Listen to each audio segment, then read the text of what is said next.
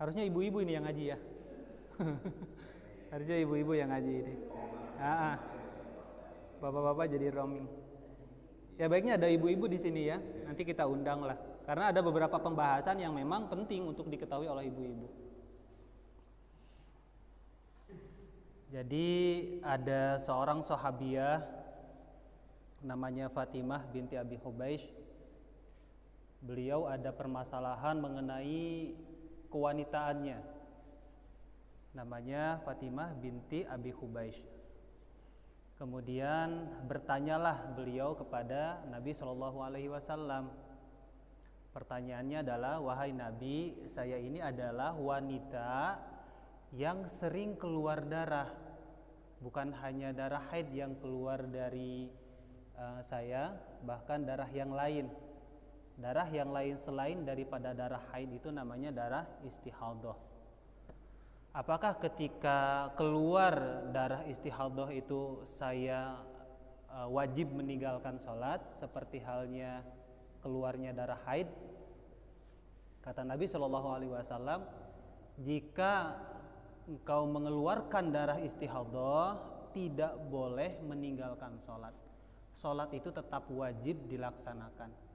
Tapi darah istihadhah dia dihukumi sebagaimana wanita yang suci. Jadi artinya dia wajib sholat.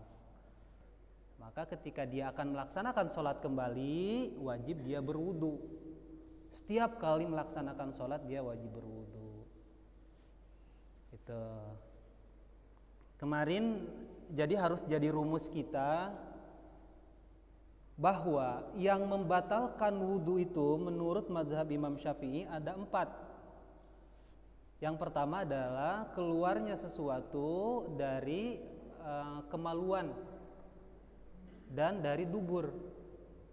Itu. Kalau dari kemaluan perempuan berarti darah haid, nifas, kemudian darah wiladah. Kemudian darah laki-laki itu ya air seni, termasuk air madhi, air wadhi. Nah itu wajib wudu atau membatalkan wudu. Kemudian kalau dari dubur ya buang angin, buang air besar. Nah itu mewajibkan kita untuk bersuci kembali kalau mau sholat.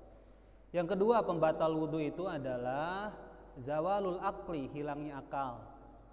Baik itu gila, pingsan atau tertidur pulas. Yang ketiga yang membatalkan wudu itu adalah yang kemarin bertemunya antara kulit laki-laki dan perempuan, itu membatalkan wudu. Menurut mazhab Imam Syafi'i, baik ada syahwat ataupun tidak tetap membatalkan wudu.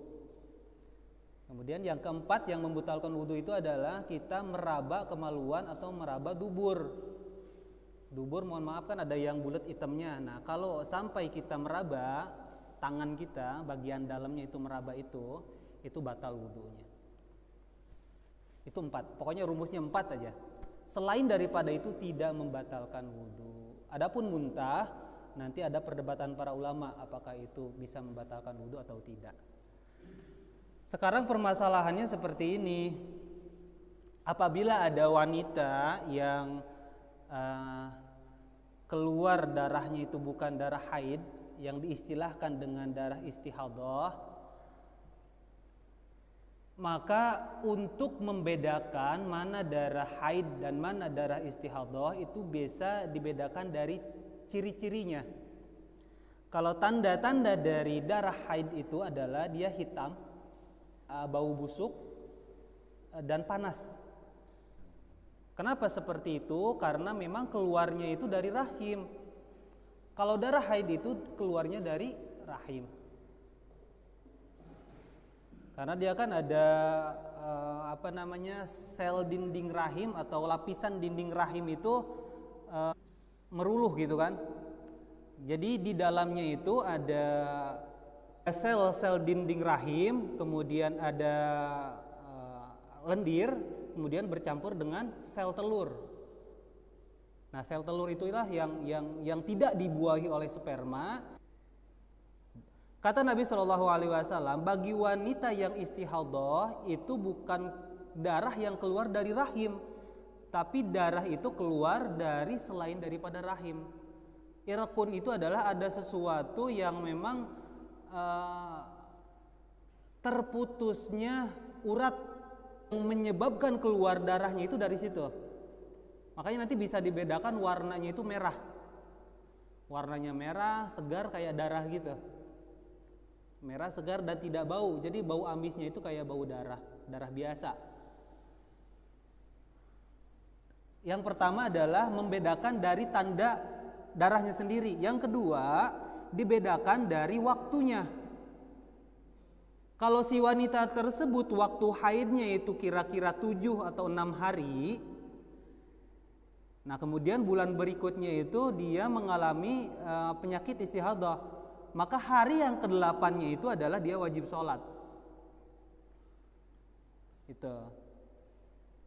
Tapi untuk wanita yang tidak bisa membedakan mana ini haid, mana ini istihadah, maka diambil waktu terpanjang dia haid. Waktu terpanjang wanita haid itu adalah 15 hari. Lebih dari 15 hari itu adalah darah penyakit. Dan wajib untuk wanita tersebut sholat. Gitu. Jadi hari ke-16-nya dia wajib sholat. Jadi wanita yang mengalami istihadah ini kasihan sebetulnya. Kasihan untuk dirinya. Kasihan juga untuk suaminya gitu kan. Karena mana nih darah haid atau darah istihadah. Jadi cara membedakannya, jika tidak bisa membedakan dari darah, dari bentuk darahnya sendiri, itu bisa dibedakan dari jangka waktunya. Seberapa lama dia haid, maka itulah yang jadi patokan dia apakah ini darah haid atau darah istihadah.